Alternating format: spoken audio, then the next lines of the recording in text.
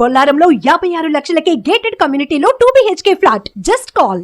మంత్రి కొండా సురేఖ మాజీ మంత్రి కేటీఆర్ పై సంచలన వ్యాఖ్యలు చేశారు.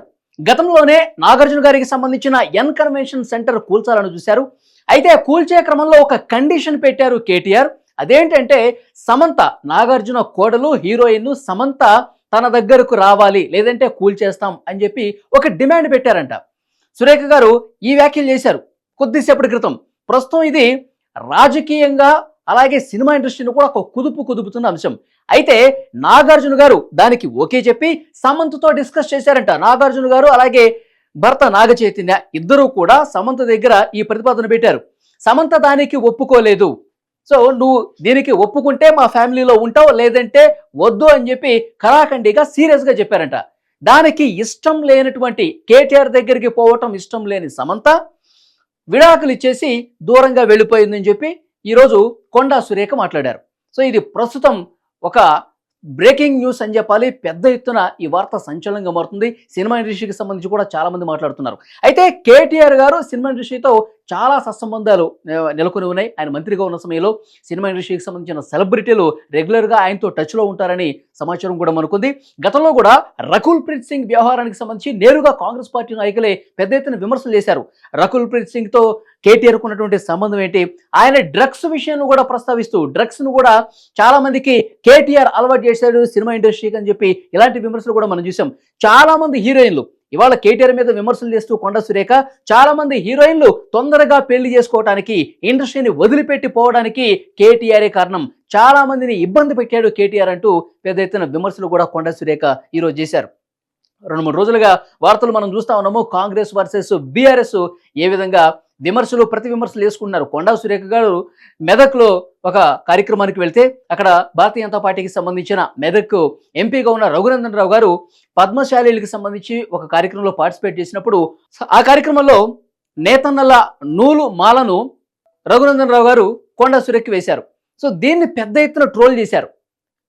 ఆడ మనిషి అని కూడా చూడకుండా, ఒక మహిళా మంత్రి అని కూడా చూడకుండా ఇష్టం వచ్చినట్టుగా వాళ్ళ వ్యక్తిగతంగా చాలా కిరాతకంగా విమర్శలు చేయడం మొదలుపెట్టారు. సో దానికి కన్నీళ్లు కూడా పెట్టుకున్నారు కొండా సురేఖ. ఆ తర్వాత విమర్శల వాడిని కొండా సురేఖ పెంచారు. అయితే హరీష్ రావు, మీరు నిజంగా బాధపడి ఉంటే కనుక క్షమాపణలు తెలియజేస్తున్నాం, ఈ రకంగా ట్రోల్స్ చేసినందుకు చింతిస్తున్నామని హరీష్ రావు ఉన్నారు. కానీ కేటీఆర్ గారు ఎక్కడా క్షమాపణ చెప్పే పరిస్థితి లేదు. ఆయన ఆ రకమైనటువంటి దీన్ని ఖండిస్తూ కానీ ఏమీ చెప్పాల. సో దానికి కొనసాగింపుగా ఇదంతా నడుస్తూ ఉంది.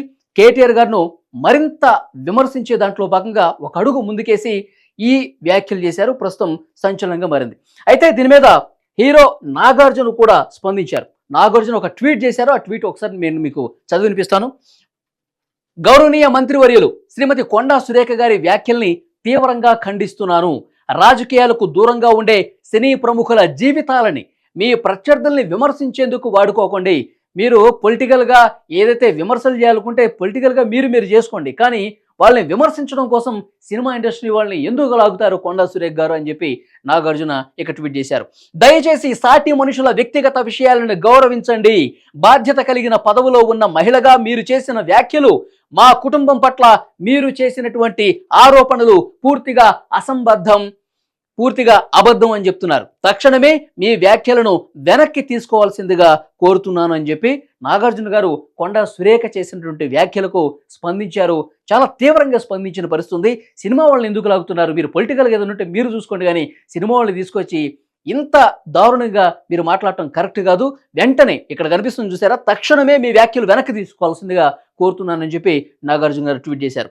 మరి దీని మీద కొండా సురేఖ మంత్రి ఎలా స్పందిస్తారన్నది చూడాలి. అయితే ఇండస్ట్రీలో ఇప్పటి వరకు కొంతమంది మాట్లాడుతూ ఉన్నారు, సినిమా ఇండస్ట్రీ వాళ్ళతో సంబంధాలు ఉండటం వాస్తవం. చాలామంది ప్రొడ్యూసర్లు కూడా ఇప్పుడు మాట్లాడుతూ ఉన్నారు. కేటీఆర్ గారు చాలామంది సినిమా ఇండస్ట్రీలకి అత్యంత దగ్గరగా ఉన్నారు. సినిమా ఇండస్ట్రీ వాళ్ళతో నేరుగా పరిచయాలు ఉన్నాయి. సినిమా ఇండస్ట్రీకి సంబంధించిన పబ్బుల్లో ఏదైనా అసాంఘిక కార్యకలాపాలు జరిగి ఎవరైనా అరెస్ట్ అయ్యి జైలుకి పోయినా మా వాళ్లే వదిలేసేయండి అని చెప్పి కేటీఆర్ గారు చెప్తా ఉంటారంట. నార్సింగ్ పోలీసులు కానీ, ఈ రాయదుర్గం పోలీసులు కానీ ఎవరైనా సరే సినిమా ఇండస్ట్రీకి సంబంధించిన ఎవరైనా అరెస్ట్ అయితే పోలీసులు ముందుగా కేటీఆర్ గారికి ఫోన్ చేస్తారంట. ఫోన్ చేసి కేటీఆర్ గారు వీళ్ళు అరెస్ట్ అయ్యారు, వీళ్ళు ఇక్కడ దొరికారంటే వాళ్ళు మనోళ్ళేరా, వదిలేసేయండి, వాళ్ళు మనోళ్ళే బాస్, వదిలేసేయండి అని కేటీఆర్ గారు చెప్పినట్టుగా చాలా మంది ఇప్పుడు మీడియా ముందుకు వచ్చి చెప్తా ఉన్నారు.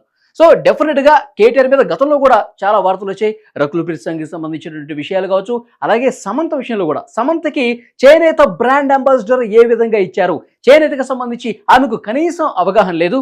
ఆమె ఒక సినిమా హీరోయిన్, ఒక గ్లామరస్ హీరోయిన్గా ఉన్నంత మాత్రాన చేనేతకు సంబంధించి తెలంగాణకు ఒక రకంగా చెప్పాలంటే తెలంగాణలో నేతన్నల ఆకలి చావులు గతంలో చాలా తీవ్రంగా ఉండేవి.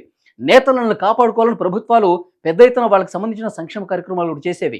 అయితే ఇంత ఈ ఈ బ్రాండ్కి ఒక ఇమేజ్ తీసుకురావడానికి, బ్రాండ్ అంబాసిడర్గా పెట్టడానికి వేరే మహిళ ఎవరు దొరకలేదా? తెలంగాణకు ప్రాతినిధ్యం వహించే మహిళ ఎవరు కేటీఆర్కి కనపడలేదా? ఎందుకు సమంతను తీసుకొచ్చారు?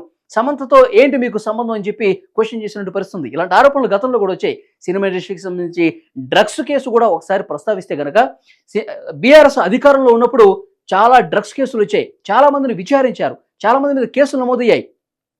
ఎక్సైజ్ డిపార్ట్మెంట్ కేసులు పెట్టి వాళ్ళకి విచారణ కూడా పిలిచి చేసిన పరిస్థితుంది. అకున్ సబర్వాల్ నేతృత్వంలో పెద్ద పెద్ద సినిమా హీరోలను కూడా పిలిచి క్వశ్చన్ చేశారు. కానీ ఆ రికార్డ్స్ తొక్కివేయబడ్డాయి. దానికి కారణం ఏంటంటే కేటీఆర్కు నేరుగా రిలేషన్స్ ఉన్నాయని చెప్పి పెద్ద ఎత్తున ప్రచారం కూడా జరిగింది. సో ఇవన్నీ కూడా ఇప్పుడు ప్రస్తుతం మాట్లాడుకుంటున్నారు. కొండా సురేఖ గారి వ్యాఖ్యలో ఎంతవరకు వాస్తవం ఉంది, ఎంతవరకు అవాస్తవం ఉంది, ఇది కరెక్టా కాదా అన్నది పక్కన పెట్టేస్తే ముందు నుంచి కూడా ఈ విమర్శలు కేటీఆర్ గారి మీద ఉన్నాయి, బీఆర్ఎస్ ప్రభుత్వం మీద ఉన్నాయి. కాబట్టి దేన్ని నివృత్తి చేయాలంటే ఇందులో ఎంతవరకు వాస్తవం ఉందంటే కొండా సురేఖ గారు, మీరు ఆరోపణలు చేస్తే సరిపోదు, మీ ప్రభుత్వం దీని మీద ప్రత్యేకంగా దృష్టి పెట్టాలి.